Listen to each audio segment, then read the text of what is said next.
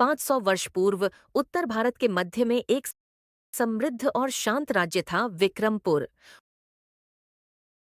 उस राज्य का राजा था विक्रमदेव सिंह, जो न्यायप्रिय, ईमानदार और अपनी प्रजा का सच्चा हितैषी था।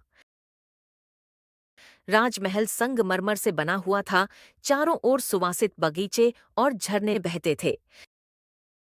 राजा के साथ उनकी रानी दामिनी रहती थी, रूपवती, पर भीतर से अभिमान और लालच से भरी हुई। रात के तीसरे प्रहर में महल के आंगन में दीपक मंद जल रहे थे। राजा विक्रम अपने मंत्री भैरवदास के साथ सभा में राज्य के कार्यों की चर्चा कर रहे थे। महाराज, प्रजा आपके न्याय से प्रसन्न है, परंतु दरबार में कुछ लोग रानी साहिबा के बढ़ते प्रभाव से चिंतित हैं। भैरवदास, दामिनी बुद्धिमान है। मैं चाहता हूं कि वह राज्य के कार्यों को समझे। कभी मुझे कुछ हो गया तो वह प्रजा का ध्यान रख सके। महाराज, स्त्रियों के मन में भावनाएं अधिक होती हैं। शासन बुद्धि से चलता है, भाव से नहीं। तुम्हारी बात सही है, पर मेरा विश्वास दामिनी पर अटूट है। उसी रात रानी दामिनी अपने कक्ष में दर्पण के सामने खड़ी थी। सुनहरी पायल की छनक और दीप की लौ में उसका चेहरा झिलमिला रहा था। मन में एक ही विचार घूम रहा था, यदि विक्रम न रहे तो यह सारा राज्य मेरा। वह रजत की थाली में दूध लाई, उसमें केसर घोली और चुपके से नागफनी विष मिलाया। परंतु उस पल दरवाजे के पीछे मंत्री भैरवदास छिपा हुआ सब देख रहा था। हे भगवान, यह क्या देख रहा हूं मैं? रानी साहिबा, महाराज की हत्या का प्रयास। मुझे अभी सच बताना होगा। थोड़ी देर बाद राजा विक्रम कक्ष में आए। दामिनी ने मधुर मुस्कान के साथ कहा, स्वामी, आज मैंने अपने हाथों से दूध बनाया है, आप अवश्य पिएं। राजा ने प्याला हाथ में लिया ही था कि भैरवदास भीतर आया और झुककर बोला, महाराज, वह प्याला विस्मय है। मैंने अपने नेत्रों से देखा है। राजा ठिठक गए। उन्होंने दामिनी की ओर देखा। रानी के चेहरे से रक्त उतर गया। दामिनी, क्या यह सत्य है? क्या तुमने अपने ही पति को मारने की चेष्टा की? मैं सिर्फ राज की रानी बनना चाहती थी, तुमसे राज्य छीनना चाहती थी, पर तुम्हें मरते देखना नहीं चाहती थी। राज तो एक दिन नश्वर है, पर विश्वास अमर होता है। तुमने मेरे विश्वास की हत्या की है, दामिनी।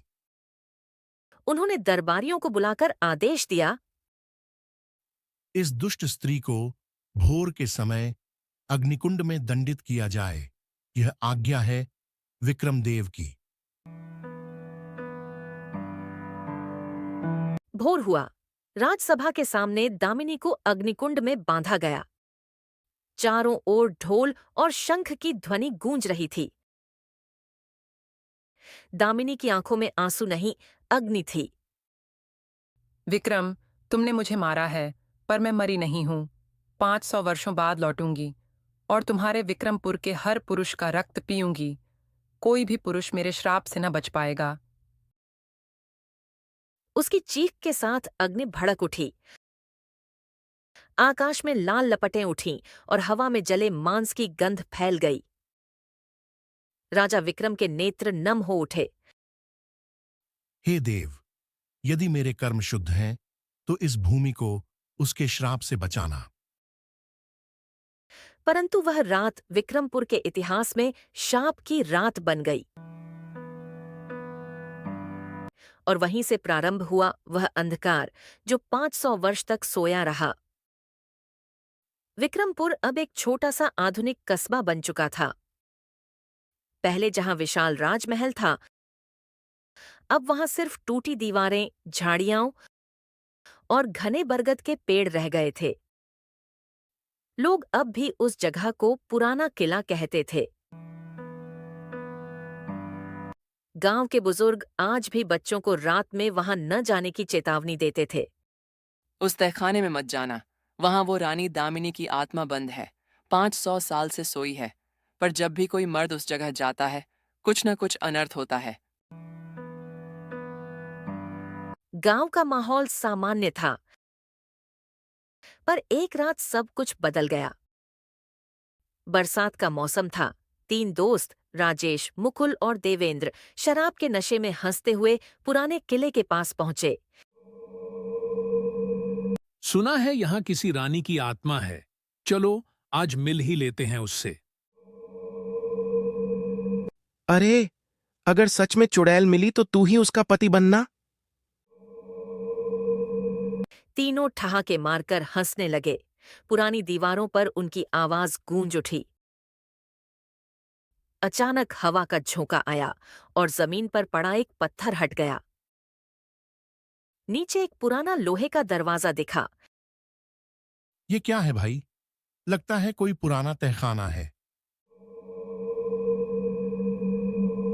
खोलते हैं, देखेंगे क्या है अंदर।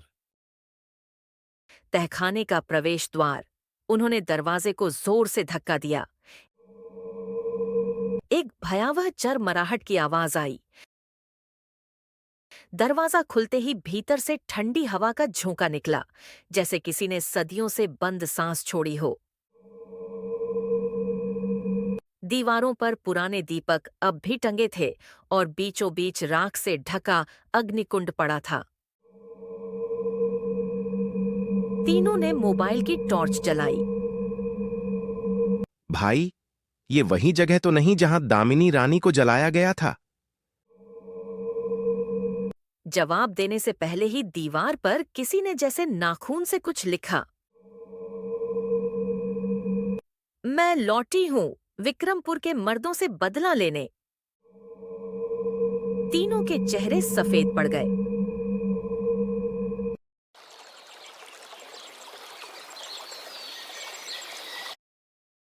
अगली सुबह विक्रमपुर में सनसनी फैल गई। किले के पास से राजेश की लाश मिली। उसका चेहरा जला हुआ था, पर शरीर ठंडा और सूखा, जैसे किसी ने जीवन की सारी गर्मी निकाल ली हो। आंखें खुली थीं, मुंह में राख भरी थी। पुलिस आई, पर कोई सुराग नहीं मिला। गांव में अफवाह फैल गई, दामिनी लौट आई है। राजेश की मौत के 3 दिन बाद मुकुल अकेला खेत की ओर जा रहा था। रास्ते में अचानक हवाएं रुक गईं। हवा में वहीं जले मांस की गंध भर गई। एक महिला की हंसी गूंजी। मुकुल, याद है मुझे, तहखाना खोला था तुमने। मुकुल ने पीछे मुड़कर देखा। वहां एक औरत खड़ी थी। लंबे खुले बाल, लाल साड़ी और जलते हुए पांवों के निशान जमीन पर।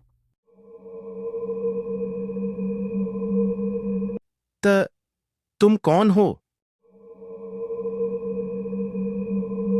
मैं वही हूं जो 500 साल से इंतजार कर रही थी, हर उस पुरुष की मौत के लिए जिसने मुझे जलाया। उसने हाथ फैलाए। हवा में आग की लपटें उठीं।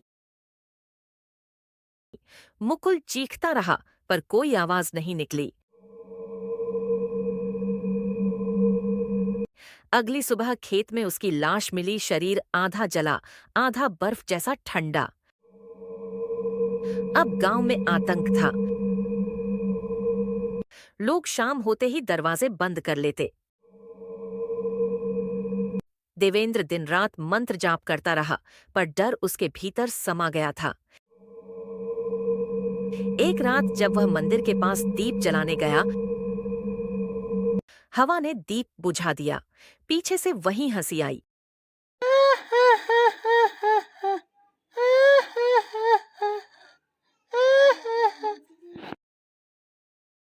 तुम तीनों ने मेरे शाप को जगाया। अब तीसरा नाम मिटेगा। मैंने कुछ नहीं किया, बस दरवाजा खोला था। कभी कभी दरवाजा खोलना ही पाप होता है। उसकी परछाई दीवार से अलग हुई और देवेंद्र की छाती में समा गई। वह वहीं गिर पड़ा, हृदय फटा हुआ। लाश के पास बस एक शब्द लिखा मिला, विक्रमपुर। गांव में अब केवल एक व्यक्ति बचा था जो राजघराने से जुड़ा था, अमित विक्रम सिंह, राजा विक्रम का वंशज। उसे दामिनी के श्राप के बारे में पता चला, पर वह अंधविश्वास नहीं मानता था। ये सब बकवास है, कोई चुड़ैल नहीं होती। मैं खुद उस तहखाने में जाकर सच देखूंगा। गांव के तांत्रिक आचार्य सोमदेव ने उसे रोका। अमित, वह रानी दामिनी की आत्मा है। 500 साल से विक्रम वंश का अंत चाहती है, मत जाना वहां। पर अमित नहीं माना। रात में मशाल लेकर तहखाने में उतरा। दीवारों पर अब वही शब्द थे, विक्रम का रक्त चाहिए मुझे। हवा में दामिनी की परछाई उभरी। वह पहले जैसी नहीं थी, उसका चेहरा अब अध जला था, आंखें कोयले जैसी लाल। तू विक्रम का वंशज है, अब तेरा रक्त ही मेरे श्राप की पूर्ति करेगा। मेरे पूर्वज ने तुझे मारा नहीं, न्याय किया था। अब तुझे मोक्ष दूंगा, भय नहीं।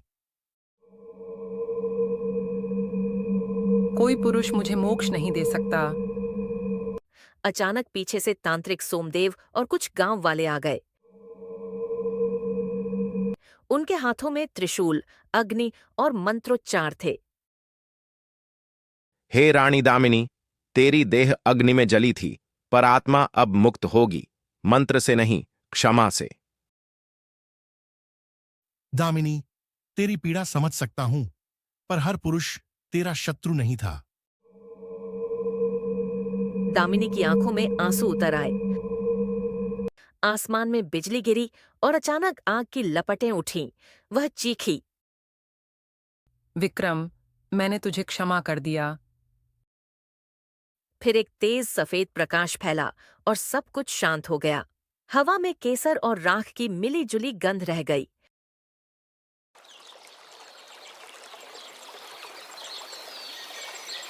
सुबह हुई। गांव वाले जब उस जगह पहुंचे, तहखाना बंद था। अंदर सिर्फ राख और एक सोने की पायल पड़ी थी। अब दामिनी की आत्मा को शांति मिली है, विक्रमपुर मुक्त हो गया है। अमित ने वह पायल उठाकर मंदिर में रख दी।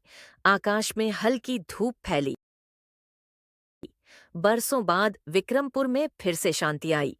लेकिन कहते हैं, हर अमावस्या की रात जब हवा थम जाती है और दीपक झिलमिलाते हैं, पुराने किले के पास से पायल की हल्की छनक सुनाई देती है, जैसे कोई स्त्री कह रही हो, मैं अब बदला नहीं लूंगी। मैं बस देखती हूं कि कोई फिर धोखा न दे।